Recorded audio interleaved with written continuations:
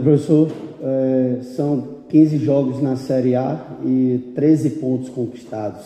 Qual é a análise que pode se fazer dessa parte de campeonato, quase a metade do campeonato, e o Bahia brigando na parte de baixo da tabela?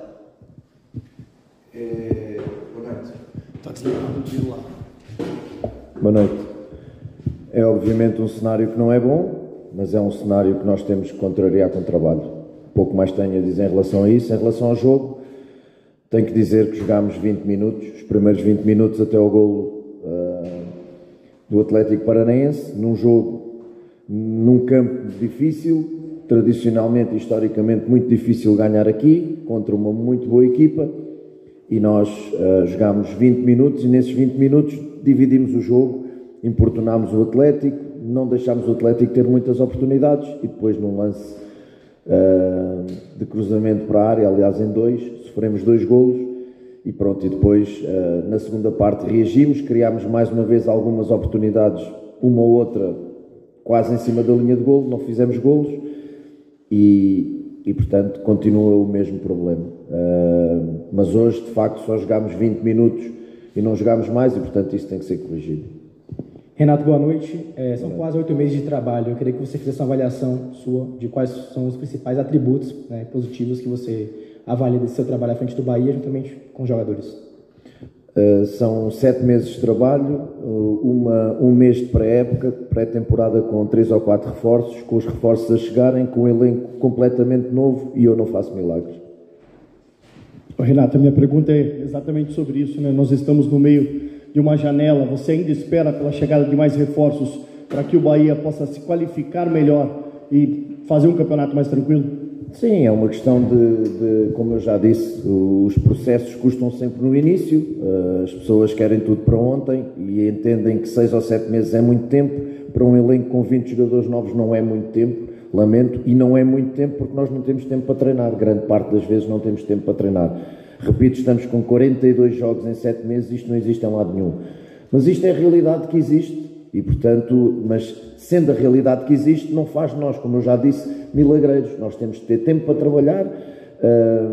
Não tivemos o plantel no início completamente junto, já disse porquê, porque as negociações são difíceis. Qualquer treinador gostaria de no primeiro dia de trabalho ter o elenco fechado, não teve.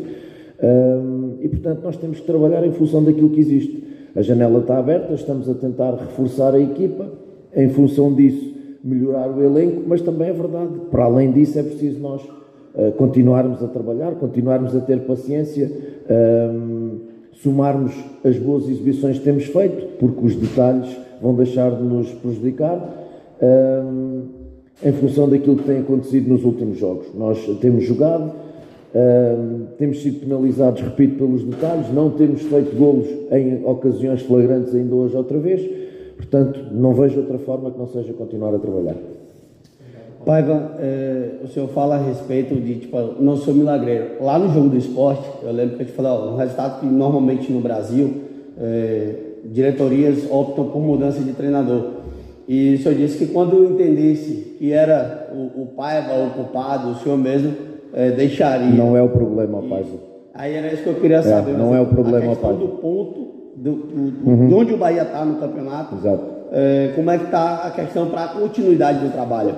Continuidade do trabalho não é a mim que tenho que perguntar em primeiro lugar. O Paiva está confiante no trabalho que está a fazer, sabe os jogadores que tem, sabe os adversários que tem. Hoje era muito difícil, o jogo era muito difícil, já disse, historicamente é muito difícil jogar aqui e ganhar aqui. Portanto, o Renato Paiva continua a fazer o seu trabalho de forma honesta, consciente, todos os dias trabalha muito e, portanto, os seus jogadores igual, e o Renato Paiva não é o problema. Repito, quando o Renato Paiva for o problema, o Renato Paiva vai dizer: o Renato Paiva não é o problema, apesar de muitas pessoas quererem entender que o Renato Paiva é o problema, mas não é. Se o Renato Paiva fosse o problema, a equipa não jogava tão bem, vários jogos que tem jogado, é verdade que não ganha, de facto, é verdade. Mas se tens razão, se repetissem os resultados do Sport constantemente, aí obviamente o Renato Paiva teria a dignidade de pôr o seu lugar à disposição ou ir embora, como já fiz anteriormente no México, mesmo sentindo que não era eu o problema. Enquanto eu sentir que a equipa vai respondendo, apesar dos resultados não aparecerem, mas que vai somando crescimento e vai jogando com alguma qualidade. Enquanto isso acontecer, o problema, para mim, na minha opinião, não é o Renato Paiva, obviamente. Renato, ainda nessa mesma linha, quer que você fizesse um balanço em relação ao que quais vêm sendo as principais dificuldades do Bahia, né? Não só sua, mas também dos atletas em geral, em colaboração. Eu já respondi essa pergunta. Falta de tempo para trabalhar desde o início da época com o elenco todo. Falta de tempo, quando tivemos o elenco todo, somam-se os jogos e são poucas as semanas completas que nós temos. Curiosamente, as semanas completas de trabalho normalmente acabam em bons jogos. E depois os detalhes, e continua a ser, tirando um ou outro jogo que não foi de facto bom, de resto, são detalhes mais, como eu já disse, de finalização em que não fazemos, de ser penalizados em jogos em que os adversários não fazem muito para nos marcar golos. Portanto, eu já disse aos jogadores, sinto claramente que a chave vai virar, não tenho dúvidas nenhumas disso em função daquilo que eles trabalham, em função de grande parte dos jogos que eles fizeram de grande qualidade. Eu lembro-me de 3, 4 jogos, se tanto, em que nós de facto não jogámos bem. Hoje foi parte do jogo, Cuiabá foi parte do jogo, primeira parte do Goiás em casa foi parte do jogo e jogo com o Santos foi horrível. Tirando isto, nós fomos muito competitivos sempre, muitas vezes melhores que os adversários, não ganhámos. Eu sei, não há vitórias morais, não há, mas para validar o meu trabalho e o trabalho dos jogadores, as vitórias morais também contam. Portanto, agora, por isso eu digo, olhando para isso, eu acredito que a chave vai virar a qualquer momento. Pai, você é um técnico que trabalhou bastante com divisão de base, conhece bem, talvez, digamos assim, o momento de subir um garoto. Você subiu o Rian esse ano. Hoje você tinha uma equipe desfalcada no ataque demais, você só tinha o Arthur Salles no banco que não foi utilizado. Como é que está a situação de transição base profissional, já que o Sub-20 do Bahia também passou por uma mudança, mas base profissional, garotos como Vitinho ou outros nomes que pudessem aparecer, ou até mesmo Everton e Patrick Veron, que nesse momento não estavam entre os relacionados hoje? Porque a pergunta é boa, mas mesmo o tempo também não ajuda para isso, ou seja, o processo é todo novo e intercalares parte profissional com a base, quando um processo está a começar, não é fácil. O que normalmente acontece é, primeiro trabalhas na base e deixas a base crescer, trabalhas o profissional e deixas o profissional crescer, e quando tu sentes que as coisas estão a fluir e a um bom ritmo, começas a intercalar os jogadores. Nós de início definimos logo os jogadores para trabalhar connosco, os Sub-20 fizeram o seu caminho, nós estamos a fazer o nosso, mas também tens que entender que neste momento de resultados e de pressão que não é positivo, também não é o melhor momento para lançar jovens na primeira equipa. Portanto, nós temos aqui estes jovens a trabalhar connosco. Hoje entendemos pela semana de treino que era melhor esta equipa que tinha que vir, nada mais que isso.